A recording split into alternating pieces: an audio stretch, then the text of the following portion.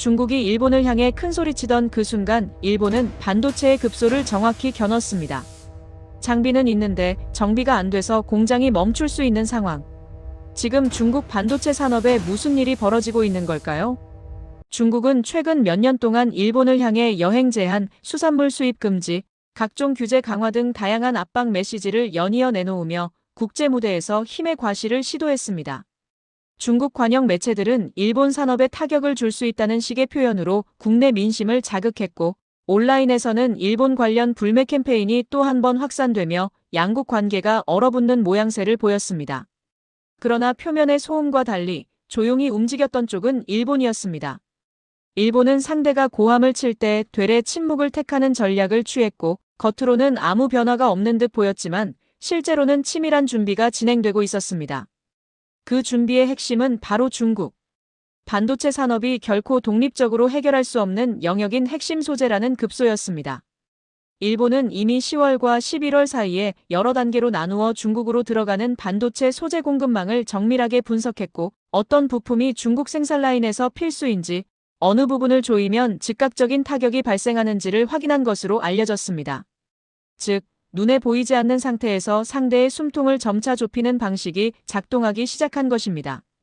이런 전략은 겉보기엔 소리 없이 움직이는 듯 하지만 실제 타격은 상대가 가장 예민하게 반응하는 영역으로 향하기 때문에 효과가 극대화됩니다. 이로 인해 중국 반도체 업계는 아직 공식 발표가 없는 시점에서도 일본의 움직임을 감지하고 긴장하기 시작했습니다. 일본의 침묵 속 대응은 조용한 봉쇄라 불리며 국제시장에서도 새로운 국면의 시작을 의미하게 되었습니다. 일본 경제산업성은 2024년 10월에서 11월을 기점으로 중국에 수출되는 반도체 핵심 소재 19종을 제한하는 절차에 착수했습니다. 이는 단순한 품목 규제가 아니라 중국 내 생산 라인의 작동을 유지하는 데 필수적인 핵심 화학물질과 공정, 특수 소재가 다수 포함된 포괄적 통제였습니다. 특히 일본이 세계 시장을 사실상 장악하고 있는 포토레지스트, 불화 아르곤, 극자 외선 EUV 노광용, 기초물질 등은 중국이 자체 개발에 실패한 분야이기에 타격이 클 수밖에 없습니다. 일본은 일부 품목에 최대 25%에 달하는 징벌적 관세를 책정했고, 추가로 12개 핵심 품목을 수출 허가제로 묶어 중국이 필요 자원을 즉시 확보하기 어렵도록 설계를 바꾸었습니다. 업계에서는 일본의 이번 조치를 단순 수출 규제로 보지 않습니다. 이는 반도체 산업의 생명선이라 할 수 있는 소재 공급 자체를 구조적으로 제한하는 방식이기 때문에 보이지 않는 고삐 조이기라는 표현이 붙고 있습니다. 중국 내 전문가들조차 이 정도 수준의 소재는 단순히 돈과 설비로 대체할 수 있는 성질이 아니다라고 언급할 정도로 일본의 우위가 공고한 영역입니다. 결국 이번 봉쇄는 국제 반도체 공급망 전쟁에서 일본이 다시 한번 주도권을 확보하는 계기가 되었고, 중국 산업계는 즉각 반응할 수 있는 대응책이 거의 없는 상태로 몰리는 결과가 나타났습니다. 이는 경제 제재를 넘어 기술 패권 경쟁의 성격으로 해석되고 있습니다. 일본 정부의 소재 규제와 함께 주요 일본 기업들이 중국 현지 서비스 조직을 철수하기 시작했다는 사실이 알려지면서 충격이 더욱 커졌습니다. 캐논과 니콘은 중국 내 반도체 장비 유지보수 조직을 축소하거나 단계적으로 철수했고, 시네츠 화학과 미쓰비시 계열 화학기업들은 포토레지스트 원료 공급을 정지했습니다. 이 기업들은 장비 판매보다 AS가 더 중요한 반도체 산업의 특성상 유지보수 중단이 중국 전체 공정 라인을 위협할 수 있음을 누구보다 잘 알고 있습니다. 반도체 장비는 단순히 설치했다고 끝나는 기계가 아닙니다. 정밀 광학 장비는 주기적인 초미세 조정과 센서 보정이 필요하고, 포토레지스트는 온도 습도 배합 비율이 조금만 달라져도 수율이 급격히 떨어지는 매우 민감한 소재입니다.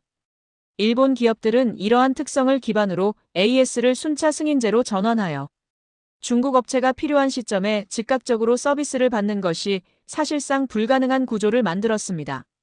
최근 발표된 통계에 따르면 시네츠 화학의 11월 중국 수출은 전월 대비 42% 감소의 충격을 보여주고 있습니다. 업계에서는 서비스 철수는 판매 중단보다 더 큰 타격이라는 말이 나옵니다. 왜냐하면 장비는 있어도 정비가 안 되면 가동률이 떨어지고, 가동률이 떨어지면 공장 전체의 수율과 수익성이 붕괴하기 때문입니다. 일본 기업들의 이번 조치는 중국 반도체 산업이 가진 구조적 약점을 정면으로 찌른 사례로 평가됩니다. 중국 내 반도체 공장에 설치된 노광 장비 약 1200여 대 중 90% 이상이 일본제 장비이며 이들 장비의 안정적 운용을 위한 정비 광원, 교체 부품 보충 또한 일본 기업의 AS 네트워크에 의존하고 있는 것으로 파악됩니다. 반도체 제조에서는 수십억 원에서 수백억 원에 이르는 장비라도 AS 없이 단 몇 주만 지나면 사용 불능 상태에 빠질 수 있습니다. 특히 노광 장비는 나노 단위의 정밀도 요구 때문에 센서 한 개, 오작동만으로도 공정 라인이 하루 수천만 원의 손실을 보게 됩니다. 중국이 보유한 예비 부품 재고는 보통 3개월에서 6개월 수준이며 일본 기업이 승인제를 통해 부품 제공을 지연하거나 중단할 경우 생산 라인 자체가 멈출 가능성이 현실화됩니다. 중국 내부에서도 장비는 있으나 유지가 안 된다면 결국 고철과 다름없다는 의견이 나오는 상황입니다. 공정 라인은 돌아가지만 수율이 급락해 경제성이 사라지거나 주요 장비가 멈추면서 공장 전체 가동률이 떨어지는 일이 실제로 발생하고 있습니다. 업계에서 가장 우려하는 부분은 일본이 일부 라인이 아닌 다수 라인을 동시에 멈춰 세울 수 있는 영향력을 가지고 있다는 점입니다. 이는 단순한 부품 부족이 아니라 국가급 산업 자체가 멈출 위험이 존재함을 의미합니다. 중국 반도체의 취약성이 드러난 대목이며 일본의 전략적 조치가 장비 중심 산업에 얼마나 치명적인지를 보여주는 사례라 할 수 있습니다. 전문가들은 일본의 소재 장비 서비스 규제가 단발성 조치가 아니라 중국 반도체 산업의 근간을 흔드는 결정적 타격이라고 진단합니다. 중국 정부는 지난 10년간 대기금을 통해 3천억 위안이 넘는 자금을 쏟아부으며 국산화율을 끌어올리려 했지만 실제 성과는 기대에 크게 못 미쳤습니다. 특히 포토레지스트는 일본이 70% 이상을 장악한 분야로 중국은 여전히 기초 레벨조차 확보하지 못한 상태입니다. 업계 전문가들은 반도체는 나노 예술이라는 표현을 씁니다. 이는 돈을 쏟아붓는다고 단기간에 따라올 수 없는 기술적 장벽이 있다는 뜻입니다. 일본의 장비 소재 기술은 수십 년 동안 축적된 공정 노하우와 장인 정신 위에서 완성된 것이며 단순한 모방이나 값싼 대체품으로 해결될 문제가 아닙니다. 중국이 개발한 일부 시제품은 품질 수율 면에서 글로벌 기준에 미치지 못했고 중국 업체 내부에서도 장비는 있으나 신뢰도가 낮아 실사용에 곤란하다는 불만이 끊이지 않습니다. 일본의 이번 대응으로 중국 반도체 산업은 최소 5년에서 10년의 기술 격차를 더욱 벌릴 가능성이 높으며 이 격차는 당분간 해소되기 어려운 구조적 문제로 확산될 전망입니다. 결국 중국이 공장 건물과 장비를 빠르게 구축해도 핵심 기술과 소재를 확보하지 못하면 산업 전체가 성장할 수 없다는 현실이 다시 한번 확인되었습니다. 현재 중국은 미국, 네덜란드, 일본으로 이어지는 삼각기술 봉쇄에 갇혀 있습니다. 미국은 중국 반도체 기업에 대한 최첨단 공정 장비 수출을 전면 금지했고 네덜란드의 ASML은 EUV 장비는 물론 일부 DUV 장비까지 중국향 출하를 중단했습니다. 이는 중국이 첨단 공정을 구축하기 위해 필요한 장비의 90% 이상을 확보할 수 없다는 뜻입니다. 여기에 일본이 소재 장비 AS 광학 부품 등 전체 공급망의 목줄을 죄어버리면서 중국의 반도체 공급 사슬은 사실상 외부에 완전히 의존하는 구조임이 다시 증명되었습니다. 반도체 산업은 장비와 소재, 유지보수, 공정 노하우가 동시에 결합돼야 정상적인 생산이 가능한 산업입니다. 그 어느 하나라도 막히면 전체가 마비됩니다. 특히 ASML과 일본 기업의 결합된 통제력은 중국이 단독으로 해결할 수 없는 차원의 문제입니다. 중국 내부에서도 기술이 없는 상태에서 장비만 확보하는 것은 공장을 지은 뒤 전기를 못 넣는 것과 같다는 평가가 나오고 있습니다. 결국 중국 반도체 산업은 삼중 압박 속에서 설비는 있는데 공정을 유지할 기술과 자원이 없는 이중 고립 상태에 놓이게 되었습니다. 중국은 여전히 세계 최대의 히토류 생산국이며 이는 전략적으로 큰 자산입니다.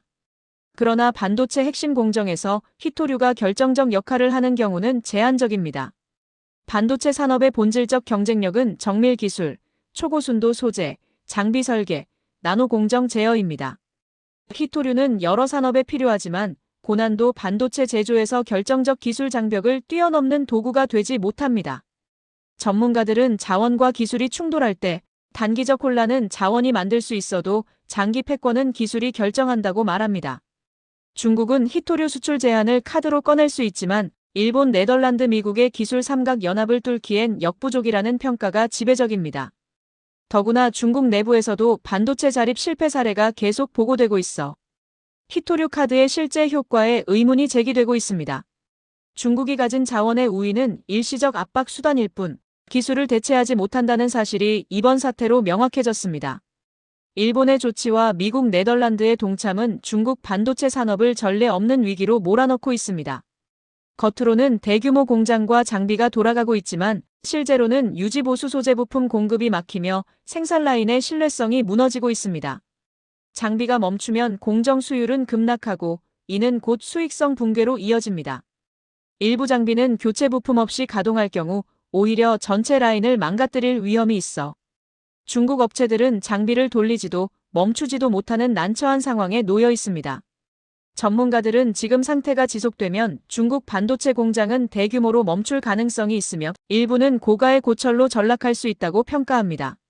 이는 단순한 경제 문제가 아니라 중국의 기술 자립 전략 자체가 흔들리게 되는 구조적 충격이며 향후 글로벌 반도체 패권 경쟁에서 결정적 변곡점으로 작용할 전망입니다. 중국이 어떤 대응을 내놓을지 국제사회의 관심이 집중되고 있습니다. 이 내용이 마음에 드셨다면 좋아요, 구독 부탁드립니다. 감사합니다.